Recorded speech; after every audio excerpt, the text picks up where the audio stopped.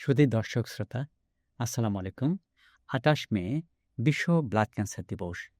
Blood cancer বলতে আমরা যে কয়টি রোগকে বুঝে থাকি, সাধারণত লিউকেমিয়া, লিম্ফোমা, মাল্টিপল মায়োলোমা, আরও অন্যান্য ব্লাড ক্যান্সারের মতো রক্তের রোগ রয়েছে। আর এই দিনটিতে যে প্রতিপাদ্য বিষয়টি রয়েছে সেটি হলো রেট অ্যাম্পারস্যান্ড মিন করে যে you and I will stand together fight against cancer and support blood cancer patient.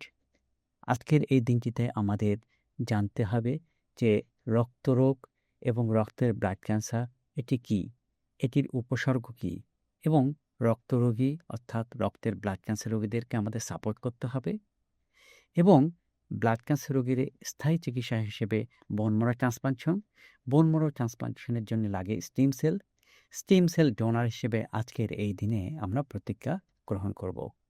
Blood cancer শুনে একসময় ধারণা করা হতো অবশ্যম্ভাবী পরিণতি হলো মৃত্যু, কিন্তু এখন ব্লাড ক্যান্সারের চিকিৎসা আমাদের দেশেই রয়েছে। প্রাথমিকভাবে এই রোগটি নির্ণয় করা গেলে সঠিক চিকিৎসা করলে ব্লাড ক্যান্সার ভালো হয়। ব্লাড ক্যান্সারের উপসর্গগুলি কেউ হঠাৎ করে বুঝতে পারে যে শরীর দুর্বল হয়ে যাচ্ছে, ফ্যাকাশে হয়ে যাচ্ছে। তার জ্বর হয়েছে কিন্তু কোনোভাবে জ্বর কমছে না। দিন, দিন জ্বর বেড়েই চলেছে। শরীরের দুর্বলতাও বেড়েই চলেছে এবং শরীরের বিভিন্ন জায়গায় যে লিম্ফ নোডগুলি রয়েছে সেগুলি মাঝে, মাঝে ফুলে যেতে পারে। শরীরের মধ্যে ব্যথা অনুভব হতে পারে। আবার সর্দি, কাশি, জ্বর এগুলি ভালো না হওয়ার প্রবণতা দিন, দিন বাড়তেই থাকে এবং সাধারণ চিকিৎসা নেওয়ার পরও এগুলি কমতে থাকে না এবং শরীরের বিভিন্ন জায়গায় ছোপ, ছোপ লাল রক্তের দাগ বোঝা যায়। মাড়ি দিয়ে কখনো, কখনো রক্ত পড়ে। এই যে শরীরের স্বাভাবিক পরিস্থিতির বাইরে একটা অস্বাভাবিক লক্ষণ হঠাৎ করে দেখা দেওয়া, এরকম পরিস্থিতি হলে আমরা চিকিৎসকের শরণাপন্ন হই।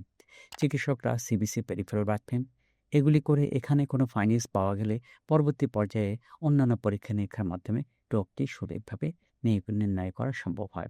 আর বোন ম্যারো ট্রান্সপ্লান্টেশনের স্থায়ী চিকিৎসা হিসেবে আমরা আজকের এই দিনে প্রতিজ্ঞা গ্রহণ করব। আমরা যেন এই রোগীদেরকে সাপোর্ট করি।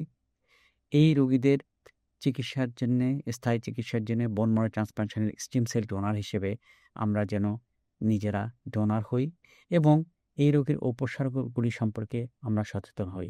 আসুন সবাই মিলে আমরা ইউনাইটেডলি এই ক্যান্সারের এগেইনস্টে ফাইট করি।